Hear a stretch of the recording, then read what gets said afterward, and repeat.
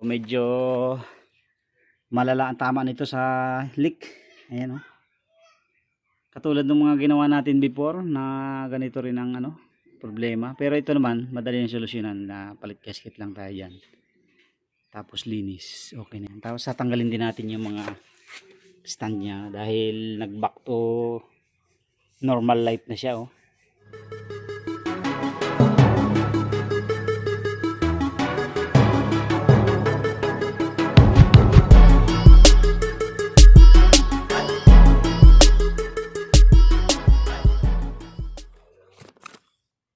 Yo, what's up, what's up? Good morning. Bakasyon na naman tayo. Kaya ayan, meron na naman tayong gagawin for today. May US 40. So medyo malala ang tama nito sa leak.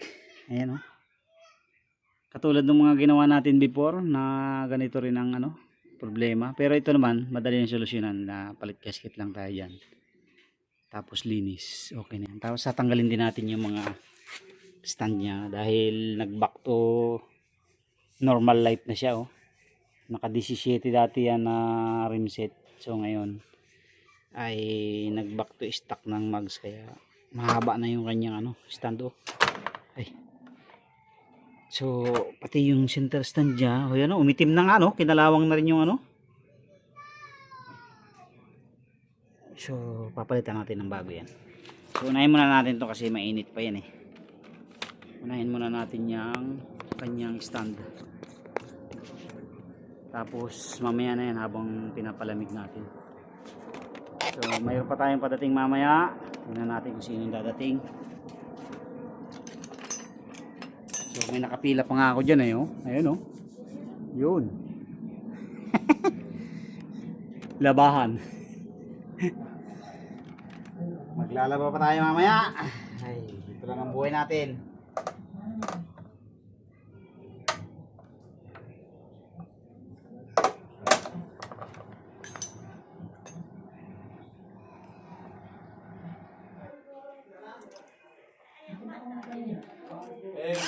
Schedule na inip ko ang tagal doon.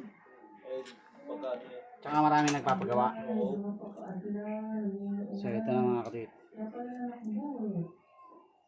Mahal dito. Ay, hindi. Ayaw, sa set nga yan. Kabit muna natin yung stand kasi hindi natin side stand. Hindi natin masa side stand para matanggal yung gilid. Yung isa. Center. Bubuksan yan eh. Akala ko. Mag-unboxing pa pala tayo dito, eh. Oo nga. Unboxing pa pala tayo ng kanyang biniling stand. Kaya lumuwas din sila. So unboxing tayo ng kanyang side at saka center.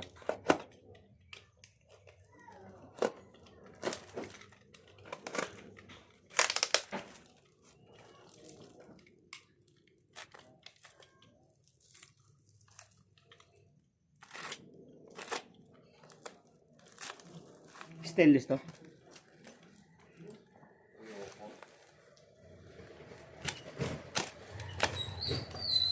Yung sa akin ay nabali din yung Inmax ko. Stainless na bali. Hindi, yung stock ay pagka winilding ko, pag nasira ulit, bibilang ko na rin ganito. Pagka nabili mo sa ganito? Puro lang yan. Naka-live. So, one plus lang yan. TikTok. 1.3. Oo. Kaya kinuha ko na. Ha? Tama ng ehe na ano eh. Ewan ko, nandyan. Meron? Meron. Ito. Stainless din. Yan. Fabricated. Yan, yan. So yan na mga katwit. Ito yung niya. Stand niya. Philip. Dahil magkabagat yan. Yung malalaki.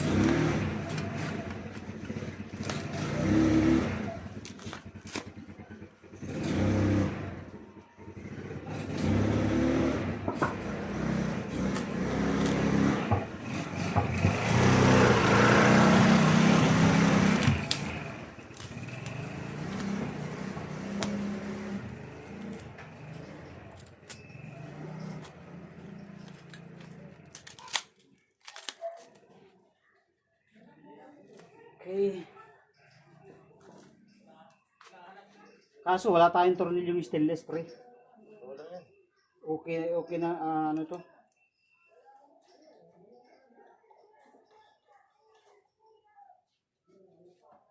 Hindi naman ang masapupormahan yan. Ang tamang yan. Ano ba? PCX po focus. Kuha akong nut, walang nut. So yan, lagyan natin ng nut. Tsaka washer.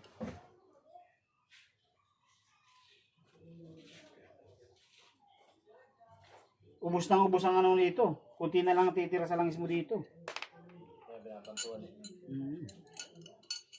Spring mo ito na rin lang. Ay, di ata ubra yan. Wala ba kasama yung spring? Wala. Walang spring, oh. Ubra ba yan? Ano na lang natin? Baloktotin na lang natin yung ano, kabila.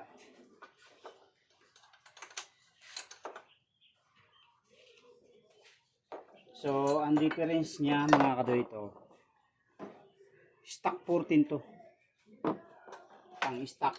So, meron pa rin isa yung pang lowered.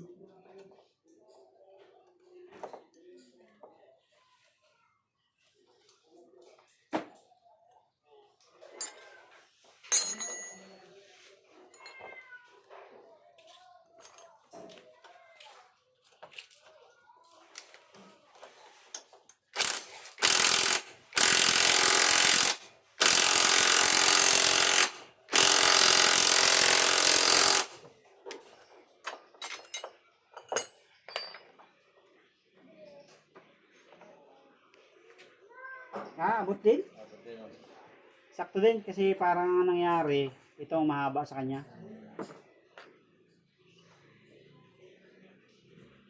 Ako ba si Philip? Wala eh. Alas 7 kasi labas na eh.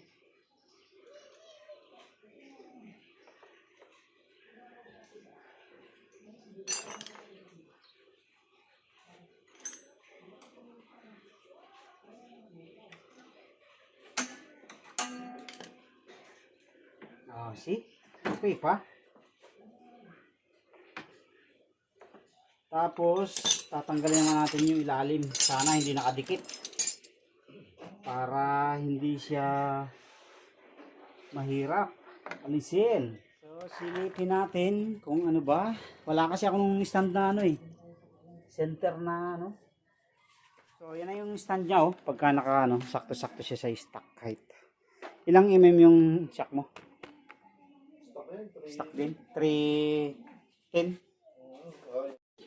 So yan mga kadwit, update tayo. Hindi natin matanggal yung ihe dyan kasi kumapit na. So in-sprayan muna natin. Titingnan natin kung kayang matanggal mamaya after na na-sprayan natin. So maglinis na muna tayo dito. Hindi kasi pwedeng pukpukin yan eh dahil kasama sa makina yung mounting niya. Baka mabungi eh nako, malaking problema lalo. Linis muna tayo. Linis.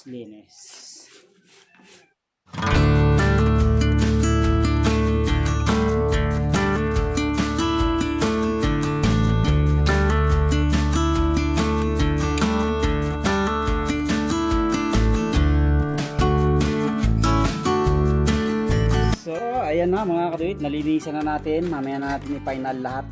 So, maglalagay naman tayo ng o-ring.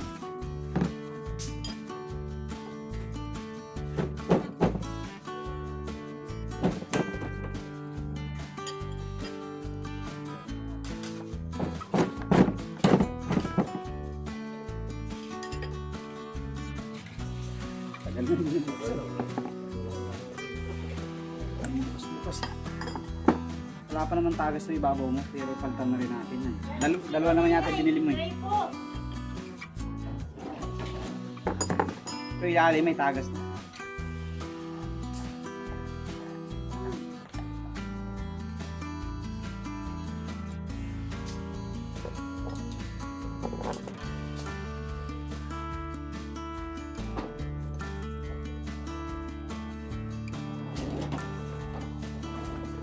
Ito yung mga ano niya, o-ring niya, original lahat.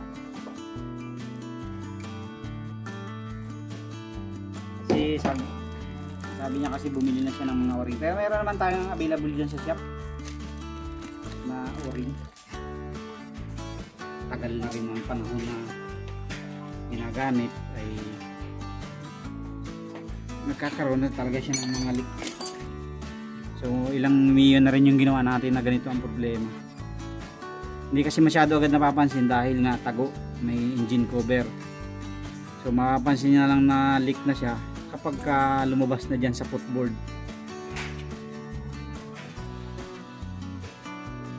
Okay, lagyan natin ng o-ring ng bago. Tapos balik na natin.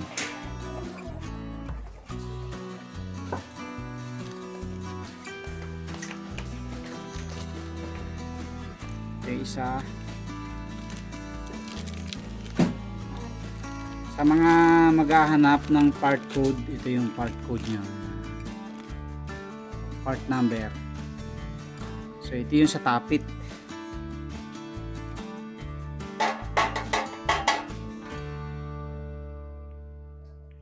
Lapat na tong ilalim. Dumikit na siya.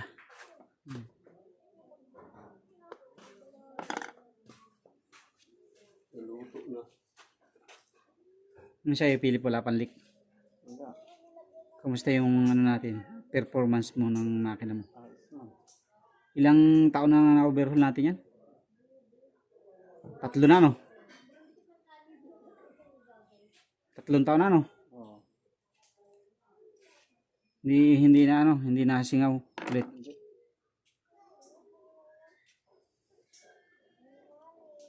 So okay naman yung head niya, wala inis, walang latak. Hindi na.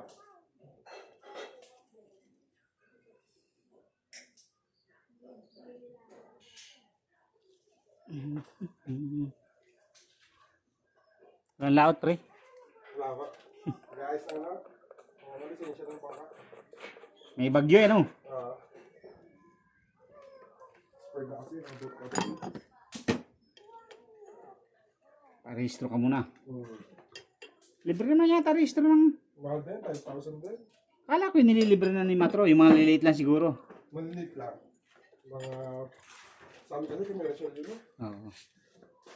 Parang standard po din naman. So ito yung isa, lilinisan muna natin. So ito na mga kapatid, papalitan na rin natin kasi wala na, oh, pantay na siya. Oh. So ito naman yung ipapalit natin. Pag bibili kayo, yung ganito, yung orig na Yamaha, yung kulay orange. Pag kasi ganitong itim, ito ay mabilis pitchit. Mabilis tumigas. Kahit mo, tigas na niya. Hindi katulad ng original na Yamaha. Kahit mapitchit siya, malambot pa rin. Hindi siya basta-basta na tigas. Ito, oh, yan, oh. Tigas na, oh. Yan, oh. Parang naging hard na plastic. Yan, oh.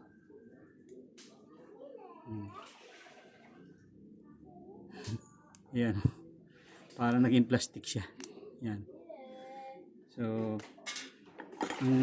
ang kagandahan ng original na gasket, hindi siya basta-basta natigas. At hindi rin siya basta-basta naluluto.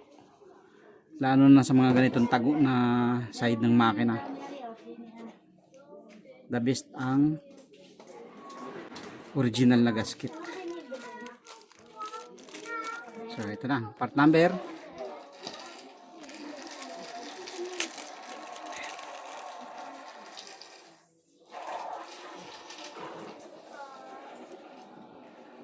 Tapos pag nilagay nyo, lagyan nyo ng kaunting grasa o kaya langis para pag salpak hindi siya masugat.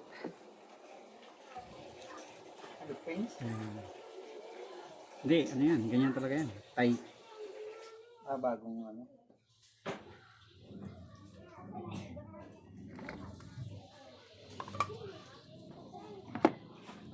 Aftermarket na ano yan, flarings.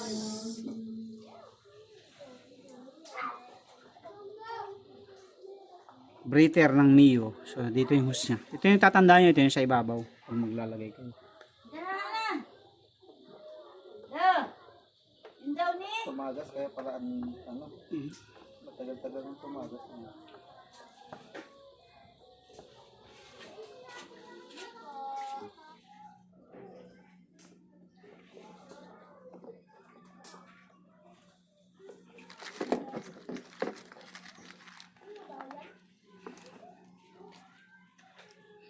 Hindi namin matanggal yung ano. Center stand, tigas. Sana para. Kagaya nung sa Honda Beat ni Riley. Palo-palo ko eh. Hindi ko mapursa eh. Hindi pwedeng per sa inyo. Ginawa ko eh, may hati sa gitna. Pinutol ko na lang. Yung grinder ko.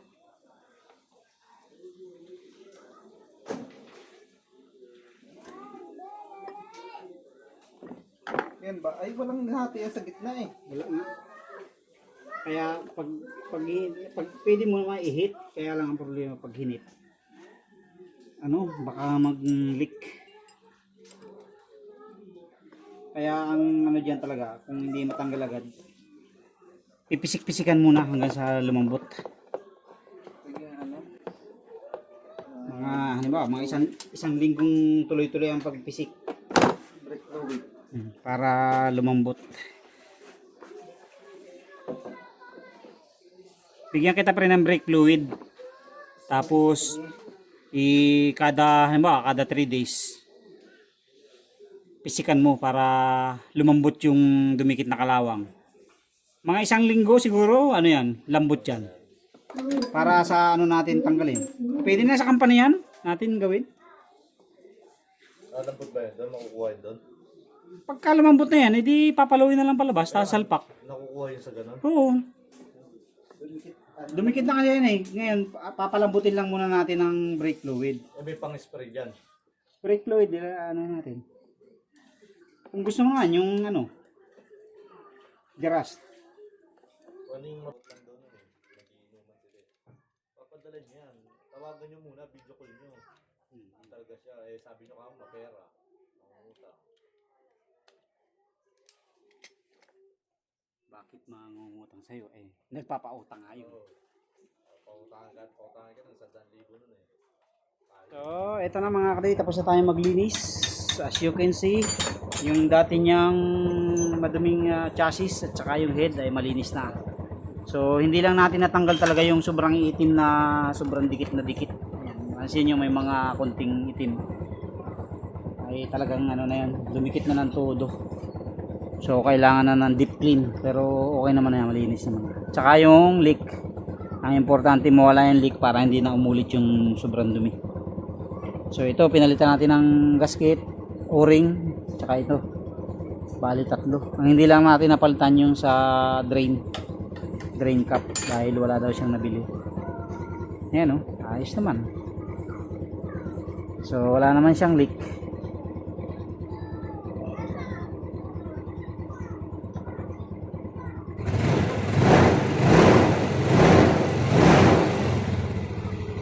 Para malaman natin kung mayroong lalabas ba.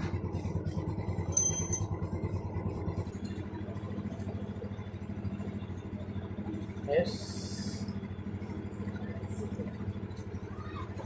So yan na mga kapit. Okay na, malinis na. Hindi na din siya tumulo.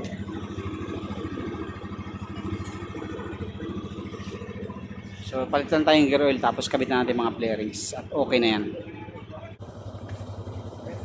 So yan mga kaduwit at nagpalit na rin tayo ng brake shoe dahil yung direction niya natanggal na yung kabayak na spring. Oh. Putol na oh. Pero makapal pa naman yung lining niya oh. Kapag kaya Yan, ano, kapal pa oh. Hindi, ano na yan? Matigas na. Matigas na yan. Kahit Ganyan makapal pag pa stock, matigas na. Yung stock na ganyan, madulas. So palit tayo ng lining na bago. Thailand ang ilalagay natin. Tinisting mo na to, di ba? BFB. Ganda to. Rubberized kasi to eh. Rubberized. Yan. Ang lagi na sa una. Ayan oh. Dikit, dikit na mas ko. Kaya hindi agad siya napupupot. Rubberized kasi yan mga kaduit. Tingnan mo yung hilat Kaya yan. nga yung una nagpalita, akala ko manipis na. Linis lang pala yun.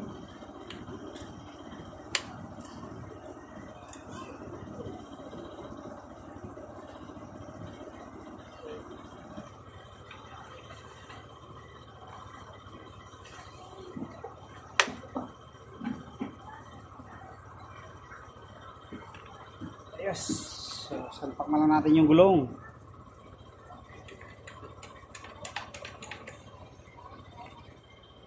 So, yan ang BFB na brake shoe. Okay, so tapos na tayo mga kaduit. Ayos na. Natin, balik na lang natin yung mga flarings niyan at tapos na tayo. So, yung dibdib, yung bangka nandun, nalinis na rin. So, balik na natin. So, eto na mga kaduit, tapos na yung ating ginawa. Ang hindi lang tayo naging success ay yung sa stand. So, ang gagawin namin, lalagyan lang namin ng brake fluid o kaya ng WD-40 para lumambot. At next week na lang o sa mga susunod na linggo namin babaklasin ulit. Kahit sa company na lang, madali na yan. Okay na. Pati yung mga tagas niya, yan, malinis na yan. Tambutso, saka yung kanyang brake pad, brake shoe, napalitan na rin. Okay na.